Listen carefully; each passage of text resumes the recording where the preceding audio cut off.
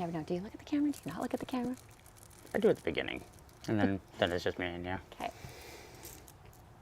Hi, welcome back to Unique Minds of the Okanagan. I'm Robb. I'm here on location in Summerland with Angela Scholefield, a incredible fluid artist. How are you doing? Good, thank you. That was very nice welcoming. Thank you. Thanks for having me here. Yeah. Let's dive into who you are, where you're from, and how you got into this incredible art style that you've created. Okay. Who am I?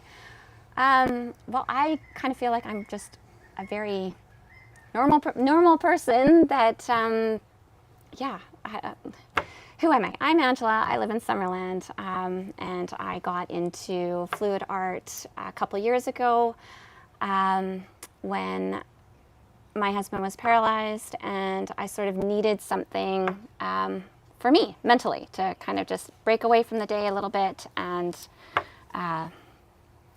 take some time for myself. So but yeah, I'm a mom. I have my own business in Summerland, and help take care of my husband and help with day-to-day things. So yeah. It's incredible.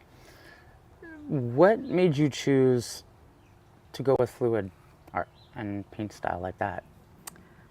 A Facebook post for a fun night up at the Artisans Den up at Apex one night. So I called a couple girlfriends and I was like, hey, I just saw this post to go do this fluid art class. Do you guys want to go with me? And it was like, yeah, let's go. So it was just sort of, just I saw it and I thought it looked like a fun night out. And that's pretty much how I got into it. And then after doing it that one night, I ended up watching a ton of videos like for the next couple months on fluid art. It's very satisfying, mesmerizing, just to watch the flow of paint and watch these talented people on YouTube do their thing. And then I guess one night I was just like, okay, you did the course, you had fun doing it. Why are you just watching the videos? Why don't you try this too? So I think, but that was the hard part, sort of committing to buying all the stuff and some paints so I committed, I did it, and that's sort of how I got into it. Incredible.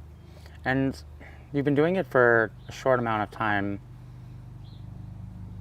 in a grand scheme of things, and the skill set that I see when I look at your art it's like you were one of the ones who almost created. Like, there's a skill level that I feel, and it's extremely high, but it's also because it's a pouring, like you're doing pouring, right? Mm-hmm.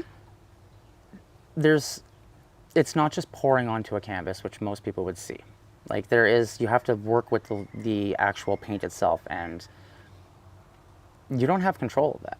So you kind of have to just be willing to be open up. Open to like whatever goes on your canvas. Mm-hmm. Exactly. I have tried to recreate canvases, and you can't. No. You can, pick the same colors. You can, try your best, but really it's just whatever you put in your cup or whatever type of, painting you're trying to do. There's so many different styles. Everyone is coming up, there's new ones every day. You can paint with your blow dryer. You can just flip it on and tilt it. You can run a chain through it. There's so many different, and that's what I love about it too. I do love just, pour the paint on and let it flow.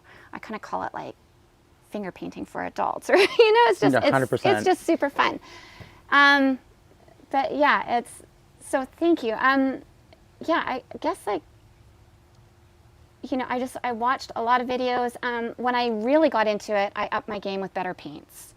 So, I started investing in higher quality paints, mm-hmm. and, I bought a couple courses online and studied those and studied how were these, people that were making these incredible paintings, all over the world, how were they doing it? And that's how I just sort of upped my game, I guess, by just, focusing and watching and studying other people. So I think it's a really cool thing because I talk about a lot is you can't be taught art. You have to have a feeling for it and gravitate towards it naturally, because it is a very emotional based thing, whether it's music, painting, writing. And when it comes to artwork, I think that we all naturally have that gift to be creative, mm-hmm. and to create magic, but there's got to be a trigger that sets it, kind of like what happened with your story, is where it's like there's a catalyst that makes you just need to express, and that expression, which flows out through artwork, ends up being magical. And I think that there's a huge difference between people who just choose to do art and people who need to do art, and the art that comes out. The best music comes out through the people who have something to say versus the people who want to say something. Right. And I think it's the same kind of sense with painting. And you had a really valid point where there's color palette is one huge thing that I don't think people kind of put into their mind a lot. I still don't understand the color. And that's the thing, is because each person has a different palette for what colors visually are appealing to them. And I've seen tons of fluid art where I'm like, I really enjoy what it is, but the colors don't grab me. Right. As where yours are very like ocean, and they're soothing and deep. I picked blues and greens for us to paint with today. Awesome, because they are very soothing, and like even the cutting boards and stuff that you have, or the charcuterie boards, and like they look like waves just coming over the sand. And it's like, for me, I'm like trying to understand that, and it's the techniques. It's not just pouring it on, like you said. There's the chains and like pulling, and like there's different ways that I don't think people, when you're looking at it, you see it, it's stunning, and you're like, wow, that's beautiful. But when you actually see what the mind's working, the gears turning in the mind is, what can I do to make these colors blend? And that's what fascinates me and why I love artists, because like as a musician, I can do that with sound. Yeah. But visually, it's something different. Like music is just getting to a point where it'll live for the ages. Like the last 100 years, our music has lasted and will last. Art has always defined the culture. Mm-hmm. So art is, whether paintings or sculptures, they have always lasted the ages. And it's cool to see the evolution of going from portraits to where we're at nowadays with art, and how there's no creative limit. There's none. And that's, I mean, whatever you get into, there's always, so many different ways or versions that you can do it, right? I mean, I've told Jillian, I'm like, I'm always jealous of singers because their voice will live on forever, right? Like when they pass, their voice is still there. Mm-hmm. And, part of painting for me is leaving a legacy. Who knows if they'll be around or not, but, it's just sort of a neat expression for my kids to see that that's who I am, that's where I've evolved to, that's what I like to do. I want them to be creative, and just express whatever they're feeling in any creative way. Julian hasn't gotten so much into the painting thing. But, he's got his own creative expressions and things that he likes to do as well. I think we all have it somewhere. It's just, you just don't know when it's going to pop up. Mm-hmm. Maybe you've been doing it since you've been 5, or maybe you're just finding your way when you were 48. Maybe it's a really big, it's a long-running theme this season for us. And like myself, I've been struggling for years as being a musician, of having to make it at a certain age, or I have to give up my career because clearly I didn't make it. And this season, I've done a lot of interviews with people who are in their late 40s, early 50s, who are just making their dreams happen, and they're doing it extremely well and successful because they have that knowledge. And I think the industry itself is more open to the life experience than, especially with music, for example. Like, they're not picking the cream of the crop. They're actually finding musicians who are 30, 40 that have that experience and something to say. And I think that art's the same way. It's just, it's not until after it's their time.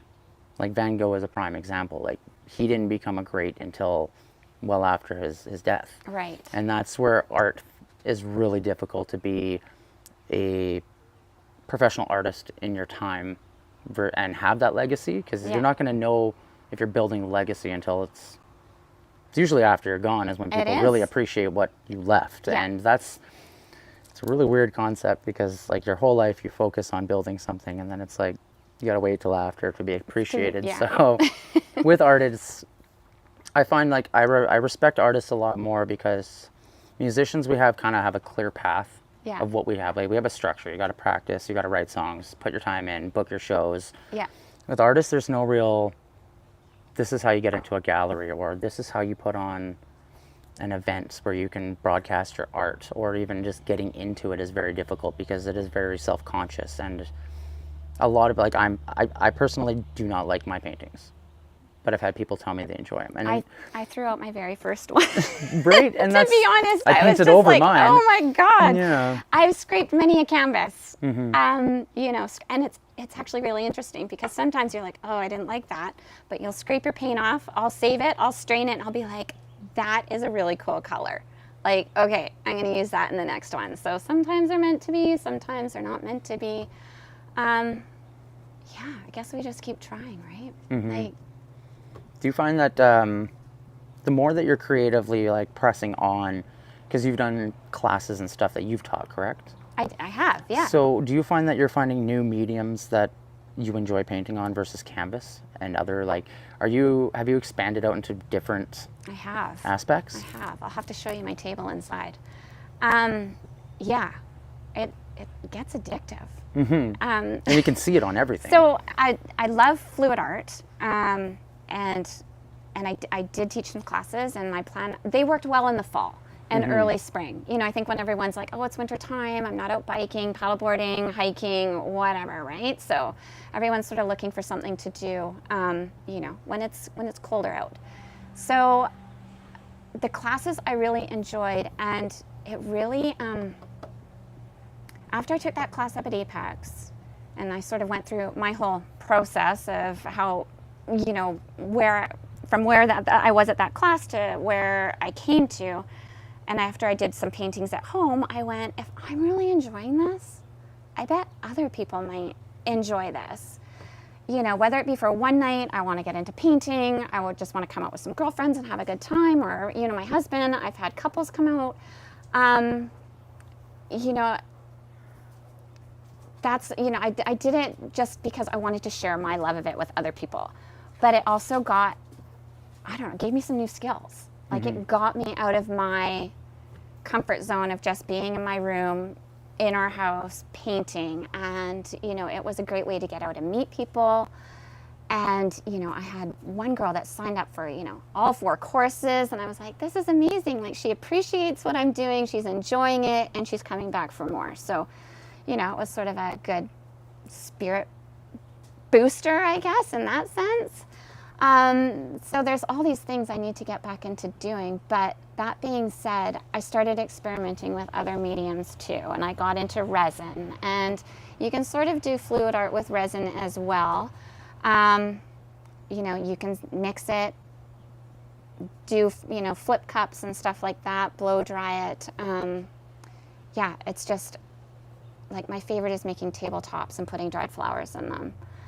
Or wood pieces, right? Like that's, Love so yeah. that. So it just, yeah, it opens up, you know, you think you can only do one thing, but it just opens up the door for other things and other, you know, ideas and possibilities, so. Resin is a really cool one too, especially when you see where they use the live edges and then they put 2 live edge pieces and make a countertop and it looks like there's waves inside the counter. That blows my mind. I know. And that's why I love to see, like, the progression of what we call arts and how it changes constantly, because 20 years ago, no one, I don't think, would have thought of putting, like, resin tables out or, like, yeah, you know, things like that as being considered art. It would have been just a hobby that somebody did for themselves, but now they're so widespread, and some of the most beautiful pieces of furniture now are resin-based, in my mind. They're just stunning. Yeah, and I don't know, it's a fun medium as well. I mean, if anyone's getting into it, there's, you know, take your precautions and wear your PPE and all of that kind of stuff if you get into it. But it's just another fun medium to do. But I mean, like, I have 3 tables in my house, and 2 of my nightstands, they were just an old junky piece of, like, wood round tabletop, and I'm like, let's jazz these up. Let's make this exciting. So yeah, so I painted them with fluid art, like with acrylic, let them dry for a couple weeks, and then I covered them with resin. So okay, so it's got this nice layer on top of it. Yeah, so I mean, so that was one way to do it. And then my other one that I'm really proud of, you know, because I don't know, when you see people do things online, they show you, but they don't show you all the tricks of the trade. So you're sort of guessing. There's a lot of guesswork in between. Like, what did they do? How did they do that? You know, oh, they used all this sandpaper. Well, what was the grits? Like, how did they? So I was really proud of myself for my actual full resin tabletop with some local dried flowers I brought from a lady in Summerland, and I placed those all in and, you know, took it outside and spent hours sanding it. And yeah, it's a labor of love, that one, but it turned out really nice. So Woodwork is hard. It is, especially when, I think it's super cool though, that you're adding flowers and local, it's very Okanagan. yeah. Which makes yeah. it They're- very you, because I don't think a lot of people would.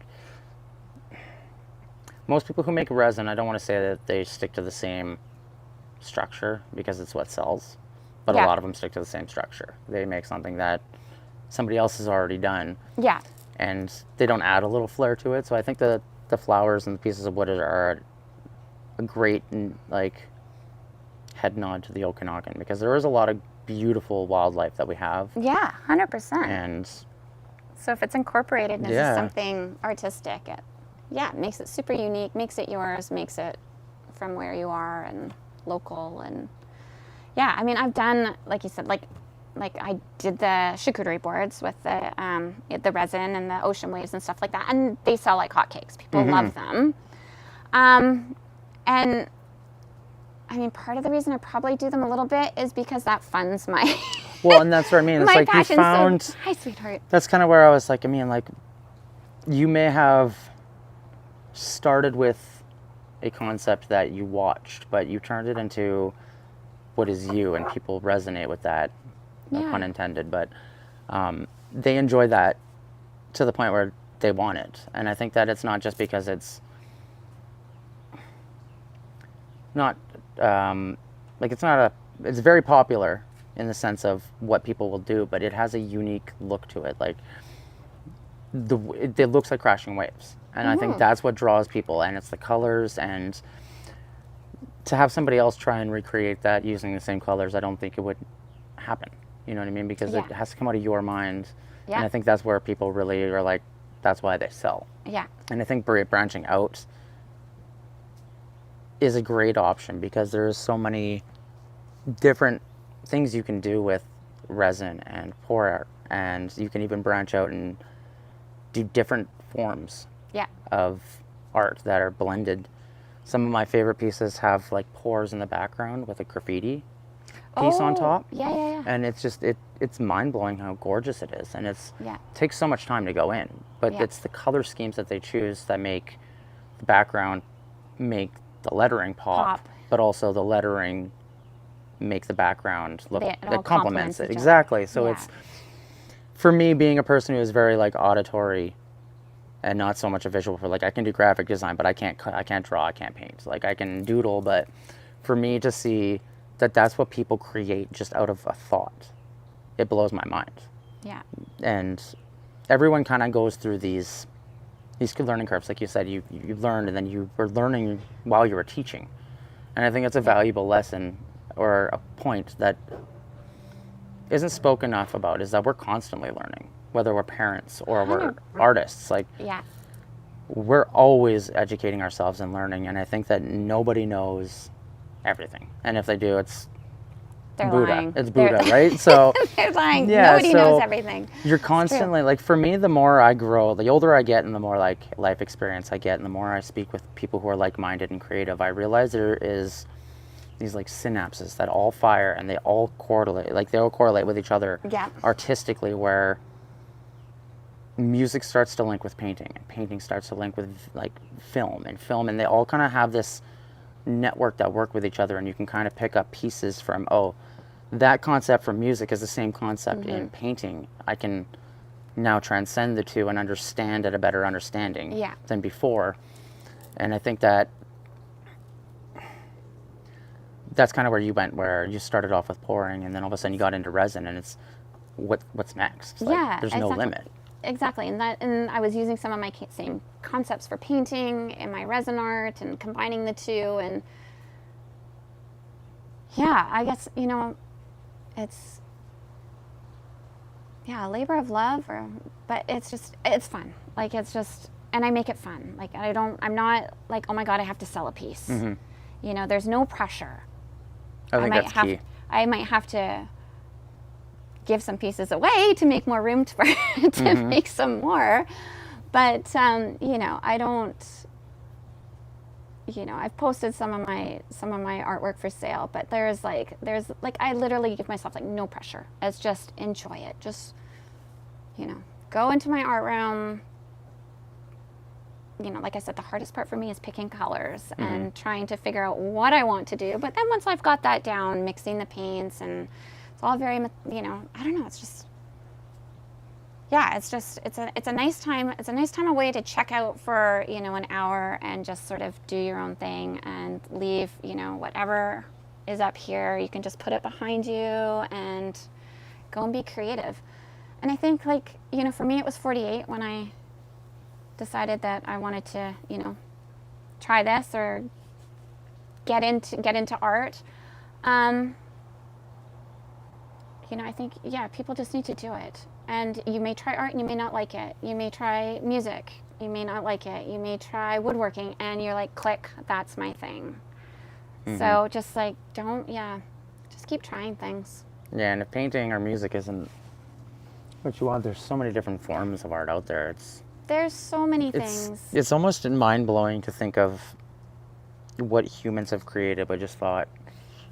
Yeah. Over time. It's like, how did you think to do that? Like, how did you? Yeah, and that's what really amazes me with, like, I always say there's like three types of people. You have the doers, the ones who are told to do it, and then you have like the creative thinkers who they think of these ideas that people at first are like, oh, that's crazy. Yeah. 10, 20 years later down the road, they're like, oh, kind of like electric vehicles. Like, people who didn't think that would be a thing. Yeah. We had it in the Jetsons, and now all of a sudden it's a real thing, but...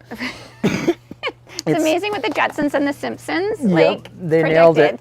And that's the thing, is like, humans as a species were always constantly evolving, and art has been with us since the dawn of time when we became Homo sapiens. Like, we've been drawing on walls since cavemen, and those are still here, and we appreciate them still to this day. And it's where art will always kind of transcend everything else. Yeah. Like music, you can lose music. If we lose the internet, we lose music, because it's CD. No one's doing CDs anymore, and if it's kind of they'll come back. I'm sure they they'll are come back. slowly, but there's that No. something about art that will always last unless it's destroyed. Yeah. It just kind of, it leaves me in awe of the only two things that really last are our architecture and our artwork. Yeah. Because 2,000 years down the road, what is left from us is our art, and our expression of what we felt at that time was, to me, is a mind-blowing thing that it will never end, and there's no limit to what art is. Like, what's art going to be in 100 years? Yeah. As long as it doesn't get taken over by AI, because that's one thing that's scary, because that can't be replicated. Like, what you're doing with the AI expression can't replicate that, right? Like, it can create an image of poor, but it's not, there's no physical emotion put into that. And I think that's where artists they're at like a really weird point right now. Like, musicians have always dealt with the emergence of like technology taking over our industry, because we went from like analog and to digital to now we don't even have physical CDs, we're streaming, and the streaming you don't even get paid for. So like, we're constantly having to evolve with AI as it's moving forward. But now that it's hit the art world, and you really, it's common, like, people have stood up, because it is like, no, art is a emotional thing. It can't be programmed. It can't be like, you stand up for art, because it is, music is one thing. Like, you can, there's good music, there's bad music, but art is a representation of what emotion is. Well, and you can't fake that. And, you know, if I'm painting one day and I had something really happy happen or something, you know, I might get lots of brights and something, you know, my color scheme will be completely different than if I'm like, you know, something sad happened and I just needed to go and let it flow on a canvas, right? And, you know, it could be darker colors. And so it's just, it's a nice way to express how you're feeling, or what's going on, or... I think that's why I really like fluid art and what I call like chaos, my buddy's chaos art, or like splatter painting, when you're like just throwing paint. Yeah. Because like abstract art is one that I didn't really click with until we spoke with Fiona Neal last season. Okay. And she does I these... have a painting of hers in our house. So you've seen it. So she's full body movements. And Yeah. when I saw her artwork and her explaining it and just her passion of it finally clicked. Because before I thought it was just people just painting. Right. Yeah, right? So for me, it wasn't until a specific painter or an artist that was like, it really unlocked for me. And now I really appreciate abstract art because it is more... Like, portraits are great. Yeah, it takes a ton of skill to do a portrait. But Yeah, it's the realism it's a and... portrait. You Yeah. know, it's not like there's no personal emotion being put into that other than I want to do a portrait of this person because it's what I want to do. Yeah. As we're like, when you're pouring and you're having a bad day, you don't have to follow any limits. You can, like for me, I'm like, you could make chaos in that moment and slap the paint and, just scratch the Yeah. canvas and things like that. It's like where you're actually physically releasing these things. It's almost like that painter, I can't remember who it was, where they used their own blood in the paint. Oh. And just to get a certain hue of red, they used a little bit of their blood. And it's like, that is what makes artists. Yeah. Artists. It's Yeah. like, we're weird and crazy. Yeah. And we have our own weird quirks that makes it unique. And that's where you can't replicate that with AI. And that's where I No. start to like really appreciate art more now as I start to speak with artists and see how they feel when they're making their art. Yeah. Because you can't... I think that's also why a lot of paintings are... Artists have a hard time selling paintings. It's because it's not... Like with music, you're dealing with the crowd and you're selling the merch and talking to them after. And with art, it's... Most artists are kind of introverts. We tend to stick to ourselves because that's just how we are. Yeah. And to get out there and be like, this is my artwork, buy it, seems really awkward and weird for us. So to put a price on your art is one of the most difficult things. You can be the most talented artist ever, It's but really hard to price your art. It I'm like, is. What would I pay for that? Would I pay for that? Is that's that good enough? And that's the thing, right? I think Yeah. like a lot of people think that way. Like, Yeah. would I pay for that? And it's not would you, it's will I? Yeah. Because like my buddy Brent, he has amazing artwork. I love all his pieces, but one has really resonated with me to the point where I paid for it because it reminds me of the wildfires that we had a couple years ago. Okay. So it looks like the lake with some trees and then just this orange glow Yeah. at night, and it reminds me of when my mom was a firefighter. So that resonated with me Yeah. versus other pieces of his that I enjoy. And I think it's just getting it out there is the hardest thing for artists. Like, there's not a lot of galleries that you can just like show up and put your piece up in. No. And I think it'd be really you have cool. To be invited. Yeah, you Exactly, have and to I think it'd be invited. cool if there was like an option, venues, restaurants, coffee shops, the wineries, that were just, there's space here. Yeah. If put it up, if your painting sells, we pay you for it. Yeah. That would help artists, especially in the Okanagan. We have so many opportunity, we give them so much opportunity because, like my buddy Paul Crawford, who is the curator at the Penticton Art Gallery, Okay. he does so much that he can to bring in beautiful pieces and help the local artists. And I think that the art scene in the Okanagan is extremely diverse, and I think that if there are some wineries that are heavily involved in the art scene. Grizzly in Kelowna does a lot of stuff like that, Yeah. and Jason Parks has a lot of amazing artists there. But there are more wineries and breweries in the Okanagan, especially like Penticton, that bring in a ton of tourism. And to work with your local artists to bring in some beauty to the venue and help the artist out a little bit, I feel is like what we should push towards. And it's kind of difficult because You've got me thinking. like, how do you branch? And this is where, this is why I love having creatives sit together and talk, right? Yeah, there needs to be like a, someone to start up a local, Like an art festival. almost like an art festival, but like a catalog, not a catalog, what's the word I'm looking for? Like where someone needs to approach these venues and go, would you like to rotate or, have Yeah. artists, local artists, and then the local, you're the hub. The artists come to you, you place them with, local venues that want to, showcase your art. I know that Penticton Art Walk, that's on my list of things to do. They have a lot of really if I could be a incredible full-time artists. artist and not have 2 jobs, that would be good. How do I get there? Have you ever thought about reaching out to the Penticton Arts Council or going through like Creative BC? No. Because there is funding for artists. There's Yeah. tons of funding for out there for, especially in good to know. BC. There's a lot of funding for multiple different things, whether it's music Right. and I think that's where like we're not taught these things. We're just like, we dive into it head first because we love it, and it gets to the point where it's like, how do we make this a business? But no one ever teaches us No, there's how to make it a lifestyle, there's and you no don't need to be roadmap. famous. No, 100%. You just need to. For me, it's like, pardon me.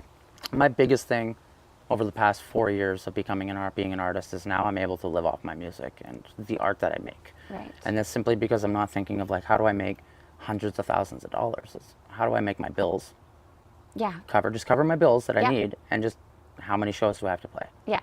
How many hours of work do I have to do? And then that allows me to be, when I'm not working 8 hours a day, Yeah. every day of the week for somebody else, Yeah. it allows me to be creative. Yeah. And I've realized that my artwork and even my vision has changed a lot, because now I have that ability to, like you said, like I could be that person who contacts and puts the artwork into places. And it's just that you do need somebody who can do that, who's willing to do it. And a lot of people aren't, Yeah. because there's I'm making something out of it.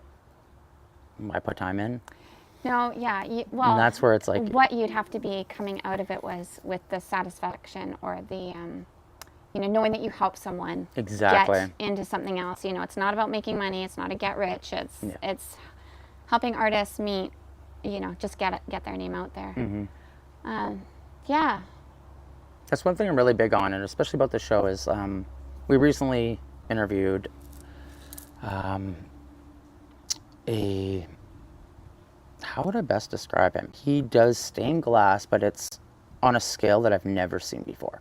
Like, it's Probably mind a loss of blowing. art too. Like It is. He does like There's- full doors, and like we were sitting on these thrones that he built.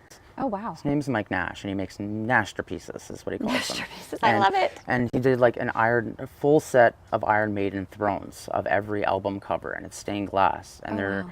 you can like throw yourself onto them, and they're not breaking. And what he does with glass is amazing. And we introduced him to my other buddy, really good buddy. His name's Scott Panoff, and he does metal art. Okay. So he takes recycled pieces of metal that people throw out and turns into sculptures or signs and He's stuff. not in a wheelchair, is he? Out of No, Peachland? no, he's out of Penticton. Oh, okay. But there's a guy in Peachland that does that at the market. and It's he super cool. Does these amazing sculptures out of metal. And that's what blows my mind is like, you see this, what people think is garbage, and turning into art. It's just Yeah. like, that's why I love what Scott does. But they recently have connected because they're roughly the same age, and they're both artistic, and they're males, and like their mediums are so different. Yeah. But they're so like-minded that like I have this feeling that they're going to teach each other their styles and how they do their art, and then all of a sudden they're both going to be creating these two different just art styles that are based around stained glass and welding, and like I'm like, that's a whole new creative aspect that they're going on, and they're both so unique and intricate, and it's Oh yeah, they'll be figuring something out. and that's like the Okanagan is filled with these people that are just creative. And I feel that like I hate to sound like a negative person, but I feel like the last 10 years, our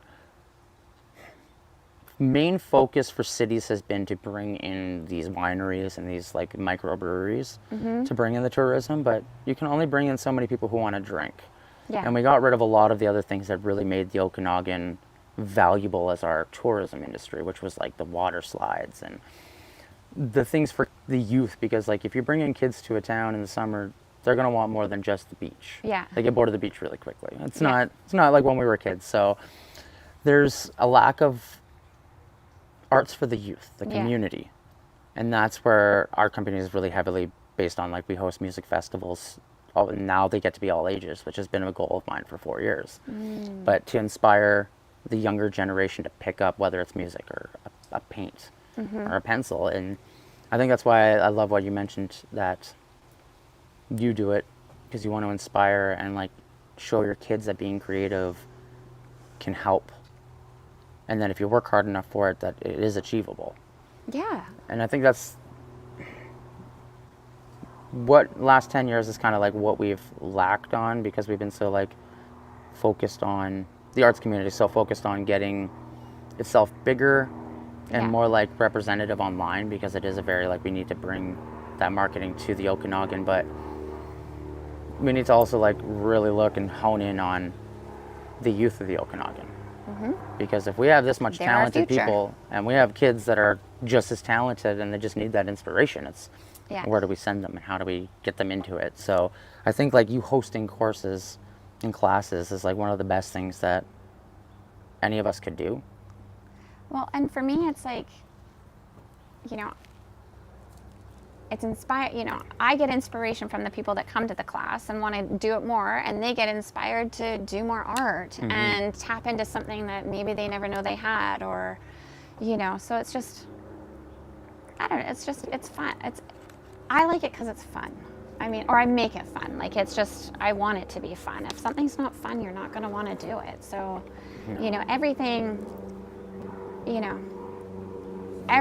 that I've been doing since Julian became paralyzed, because, you know, we all hear that expression, you know, do what you love, life is so short, but it's really true, and I'm living that. Like, you know, he could have, I don't want to say he could have died, but I mean, I didn't know what was going to happen, you know, within 2 hours he was paralyzed, and, you know, so if that happened that quick, what could happen so quick like the next time? So, you know, after, you know, kind of going through that, and, you know, I mean, it took me a while to go, it never really took me a while to go, life is too short, but really at that moment I went, oh my God, okay, like, we almost lost you, like, life is really short, you know. And now I turned 50 this year, I'm like, oh, I'm on the other side of the like, you know, I really need to enjoy what's going on now and make time to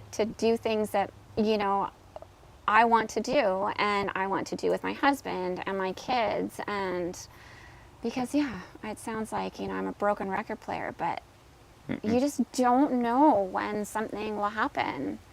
So enjoy every little bit of it while you can, and make the most of it, and do what you love. There's no sense being stuck in something that makes you unhappy, because why would you do that to yourself? And we live in a really the perfect time in history to do whatever you want. Whatever you think you can do, right now is the time that you can do it. There's so much accessibility to do anything that it's actually kind of mind-blowing. Like, YouTube can unlock so many things, just strictly YouTube, of teaching you how to do things. But you want to build a job working for yourself from home, there's professional gamers out there. Like 10 years, like when I was a kid growing up playing video games, being told like I need to go outside and have fun. If I would have known that you could have been a gamer 15 years down the road, you would not have believed it. There was a couple guys from Summerland that did that. Right? So if you want to do anything, you can. And I think it's just, there's believing in yourself wholeheartedly and not caring what people think. And then there's having to understand how to make it a lifestyle. And that's where it becomes difficult. And it always starts off with, you do it for the passion and the fun, and then you realize how much it matters to you, and it really becomes like a battle of like, I don't want to work anymore, I just want to do this. But whereas like the perfect time in history to be able to just be like, yeah, no, I'm walking away from my job to do this. And be able to do it if you 100% put it in. And I think that's the best thing. That's the thing, you have to commit. You know, if you want something to happen or a change in your life, you have to commit to it. I mean, maybe one day I'll be a full-time artist, who knows? But, you know, I don't know, maybe not. Maybe it'll just be, you know, like I do what I do and I throw it in on the side. But, yeah, Yeah, I don't know. I do have this, like, you know, like Freedom 55 retirement idea. So we'll see. I keep just envisioning this Freedom 55, and you know, I'm like, how can I make that happen? So I guess it is. I guess it is there on the back burner. You know, it's just manifesting, and I think that you're like on the perfect way to do it. Yeah. As long as you keep doing it and believe in yourself, and you're showing the universe like you're putting in the hard work. Yeah. The universe gives it back to you. Yeah, 100%. And that's kind of like, that's been a big thing in me about my like vision the last couple of years is, if you show the universe that you want something, it's going to give it back to you. And when it gives it to you, just run with it. Well, yeah, like I almost canceled. Oh, this? With you, yes. I got a little scared, and I was just like, it's kind of a weird thing to be asked. If could you do an interview with I'm me? like, but I said to myself, I was like, Ange, this is a gift. This is a gift. Like, how often do you get a chance? Like, you know, because I think I told you, like, I'm not that interesting. I'm like, little you are me? though. That's the like, thing, is, right? Your story is incredibly interesting. Like little old me. Like, why would you want to interview me? But yeah, I think, and you know, I think the world likes to hear about real stories and real people as well, and what they're going through. My story may resonate or connect with someone else, and you know, and if it does, and you know, they see what I'm doing and how I got into it and how it helped me, that just might be the, is caveat the right word? Like that, you know, might get them into, you know, doing whatever it is. May not be art, but just trying something new to help them. Like, you know. And that's realistically what it takes, right? Took you a course to be inspired. Just a one night of fun. Like you didn't even think you were going to go, and then that would become something that pushes you to be something and I didn't. to help, right? I honestly, it was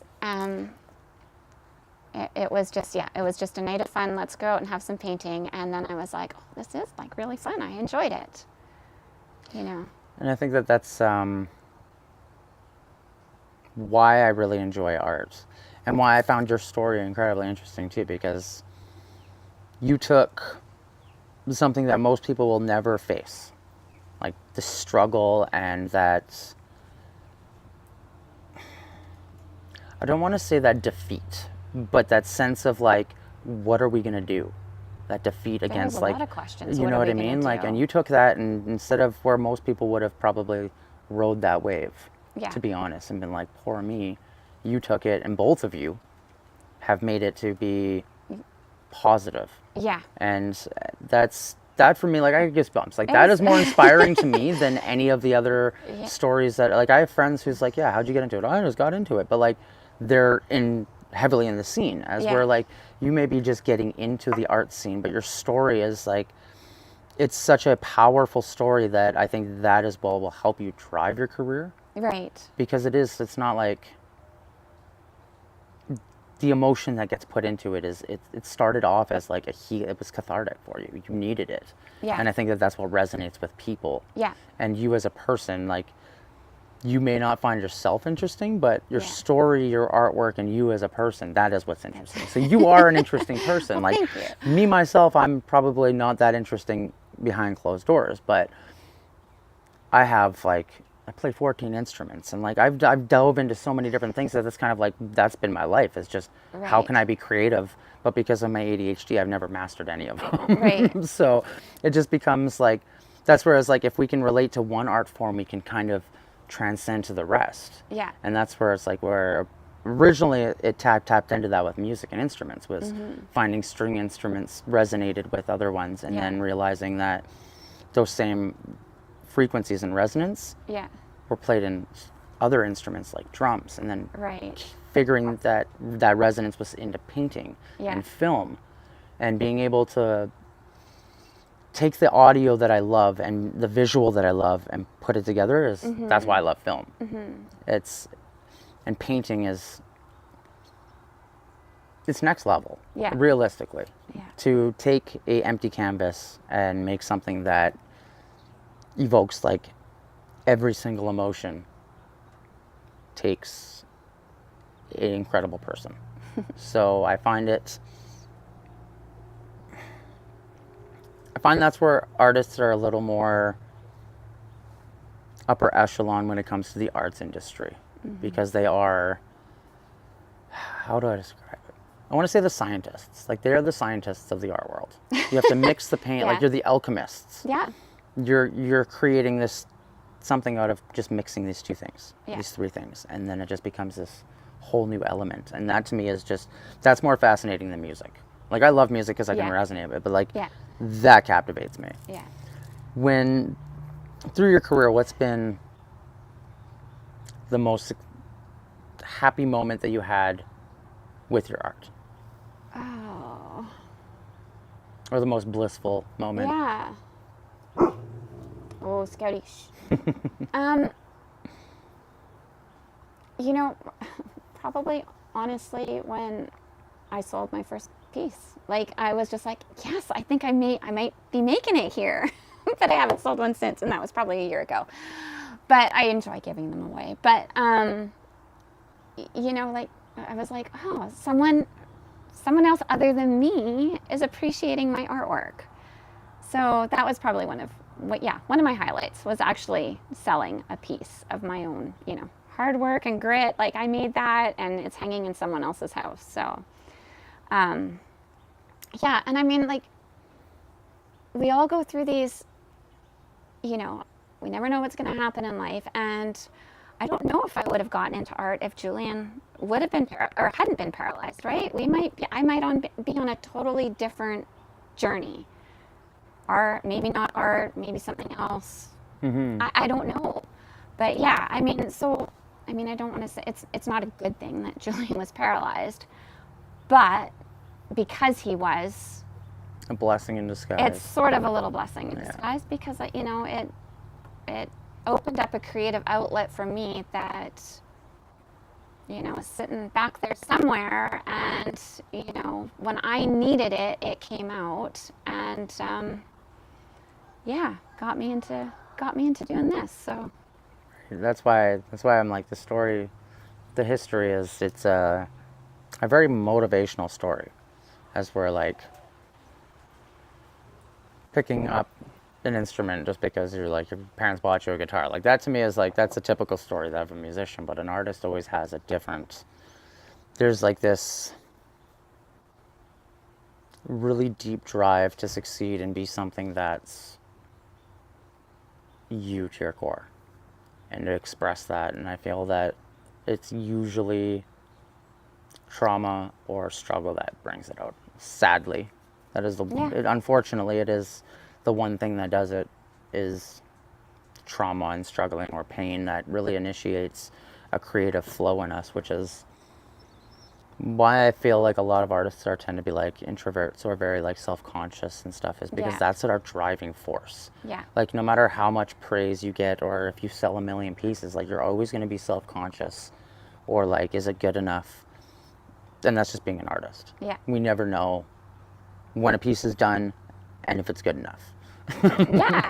And, you know, like I said, like, I scraped canvases, I've tossed canvases because it just wasn't what I was thinking of here, did not translate to down there. And, you know, as much as I tried to work with it, it just didn't, you know, flow or work for me. So there's nothing wrong with that part of the journey. But yeah, it's just, I don't know. Never know where your journey's going to go, right? Exactly. If I would Your have path. pictured 5 years ago that I'd be right here doing interviews, speaking with creative people as like a job, Yeah. I would have laughed. Yeah. Honestly, I would have been like, there's no way. I was like, during the pandemic, I lost my background acting because of the pandemic, because I didn't want to get a vaccine, right? So to get back into film, but be not a background actor and actually doing a series that talks about in-depth things, to me is like, that's a gift that I'll never be able to like thank anyone for, other than like my bosses, kind of a thing, because like that's been the biggest blessing in my life, because that has given me so much knowledge, just speaking with creative people, but also people who have like the same story of like a hardship that has made them successful. And I think that's with the youth nowadays, where they're so used to instant gratification, that hearing these hardships, and it's like, that's actually what it takes to make it. Like, you're not just going to make it doing nothing. Like, you can't be an influencer. You have to work for it, right? So it's like, these are the stories that they need to hear, and why I kind of like, I dive into these, because like, we could do anything we wanted. Yeah. But for me, it's like there's something that has to do with the soul behind Yeah. it, right? So Yeah. besides painting and resin, what other kind of hobbies do you have? Oh, I make soap. Cool. So I really enjoy making soap. Yeah, your basic cold process, lye in water, you know, with your natural oils. What else do we do? Not really a hobby, but I love paddle boarding, living so close to the lake, getting out there when I can. That's sort of my other, like, okay, I'm just going to paddle away for 20 minutes and paddle back, like, you know, just give myself some space. Yeah. I find that funny because it's liquid and liquid. That's true, right? Yeah, you're just a water, but like a water I love person. those blues. Like, I love all those colors. You know, and I just find it, I don't know, it's relaxing for me. It's sort of just like, I just get out there. I don't have to, all I hear is, you know, the paddle in the water, whatever's, you know, nature, wildlife, it's nice. Yeah, I was fortunate enough to go down with our family to Florida a couple years ago, and we went to the Florida Keys, and just the aquas and the blues. I was going to and say the colors water, probably. the colors, like, yeah, blue's always been my color. I'm very drawn to that. But that Gorgeous being skies said, yeah, that being said, I do like to try to challenge myself and jump outside the box and do, you know, different colors. But yeah, I find myself circling back to colors that I love because, you know, they're just easier to throw down on the canvas and work with when it's something you like and you love. So Colors are complementary colors are very hard to figure out too. yeah. Like for years trying to figure out, I used to do like not paint graffiti but draw graffiti and trying to figure out the color combinations that make things pop and Yeah. complement each other. It's something I like. I also feel like I'm kind of colorblind to certain shades because Yeah. when I'm like, oh, that's blue, people are like, that's not blue, bro. So I'm like, maybe I'm colorblind, but like there's like an Okanagan element behind your work, and that's what really drew me to it. Is like there's like the purples, the blues, the greens, and it really reminds me of dawn and dusk around the Okanagan, I was right? going to say, I do love me a good sunset. Yeah, and that's you can see that in the color palette, and that's what I was saying earlier. Color palette is really like can really determine a painting because if I was to choose 5 colors and you chose 5 colors, I'm going to do the exact same setups and poured the exact same way, I guarantee yours is going to look better. I don't know because about of that. your choice in color versus mine. We'll see when we do a painting right? together because 'Cause, I like- chose all the same colors for us. We're Right? doing the I'm same excited thing. because it's going to be. I've never got to do it either, and it's one thing that I've always been like, oh, I've always wanted to try that, like the pouring of paint or like. And you know, this isn't just something for adults. Like I mean, Oh no. do it. You could do it. I wouldn't do it with 5-year-olds maybe, but you know, you could do it with. You know, you can go to the dollar store and have a paint night with your friends. You don't, you know, it's so easy. Go and buy a pack of 10 canvases. Go and buy, you know, some dollar store, you know, paints. Mix them up and have a paint night with your friends. And you guys will be laughing and having a great time. Like, you know, just seeing what everyone comes up with. And in my course, like I don't pick the paints. I put a table of paints out. And they pick the color? I'm like, other than red and like, what are we mixing? Red and green. You know, like you don't want to mix colors that mush together and make brown or something Yeah. if you're pouring them together. You know, I give sort of the basics. So I'm like, don't do that. But I just say, go to the table and pick the colors that speak to you the most. Like, we're not worried about the color wheel here. This is a fun night. And some people leave, they love it. Some people are like, oh, I wish I picked a different color. I'm like, oh, I've got another class next week, so come on back. Right? But, you know, it's just all, it's just fun. It's just got to be fun. And I think that's what it has to. Is I'm really guilty for constantly talking like very business oriented when I'm dealing with creatives because my thing is like I've unlocked a way to do it. So I try to help other people be like, hey, this is how we can make you do this full time. Right. And I think that's like that giving of knowledge is what, like you said earlier, like they show you how to do it, but not how to do it. Yeah. Right? There's a lot of having to figure it out. And for me, it's like I don't hold knowledge. Knowledge is power, and everyone should have it. Yeah. Like my favorite teacher, Kevin Epp, who I actually have on Facebook as a friend, but he had in his classroom, he had ipsa scientia potestas est, which means knowledge is power, basically, in Latin. Yeah. And I think I was grade 7 when I first read that. It's still, to this day, has been stuck in my head, and it always makes me think of him, that, like, just constantly educate yourself and, like, learn. Yeah. Whether it's history or the common, like, current things. But it's like, education is a very valuable thing, and I think learning different skill sets is really what makes you become a stronger person, whether it's, like, life skill sets or, like, artistic skill sets. Yeah. And, like, being able to just learn how to relax, and in a world that is very go, go, go, I think you have, like, the perfect ability to just stop and take a moment and just watch the paint move, and it kind of just puts you into this moment. Yeah. And there's, like, we were talking earlier about, there's the legacy and stuff, and there's, I can't remember what it's from a song, but I heard that, like, eternity has nothing to do with time. It's eternity is right now in space, like where we are. That is eternity.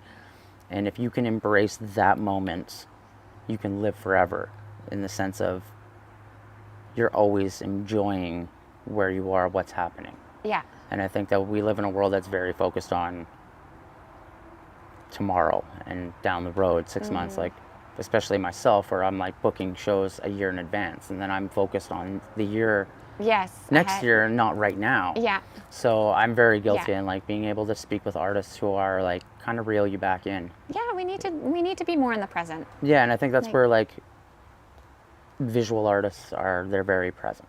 Yeah. Like, you are very present when you're working, as where a musician is they're constantly on the go. They've always got a million different things, wearing million different hats. It's like, there is no time as a musician to just sit and embrace that moment. Right. Okay. The only time I've really found that you get to do that is when you're listening to your album back. When you're, like, listening to the album to make sure it's done, that's the time you finally get to, like, yeah. But other than that, it's like, it's really hard to focus on the present. Yes. Unless you're used to it. And I find that painters have helped me kind of focus on here and now, and that eternity. Yeah. And I think that that's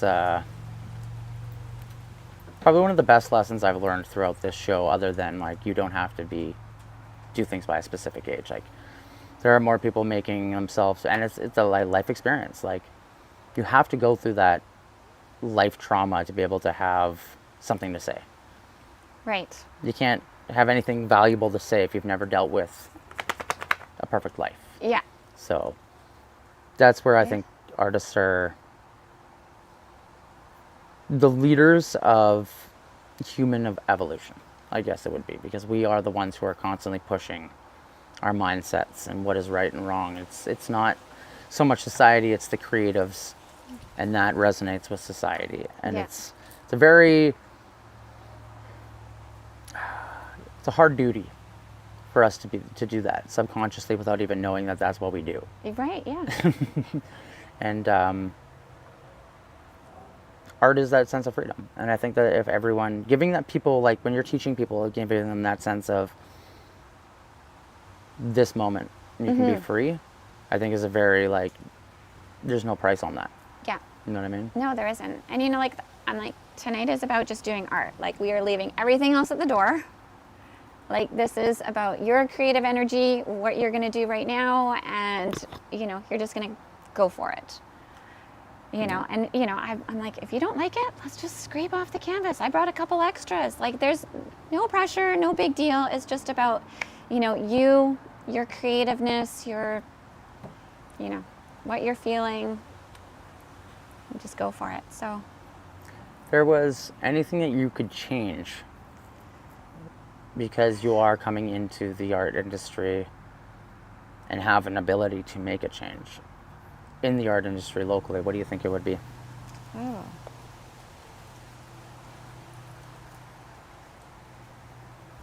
I think we kind of touched on I it a think- little earlier. You had a very valid point of the community and having that. well, just,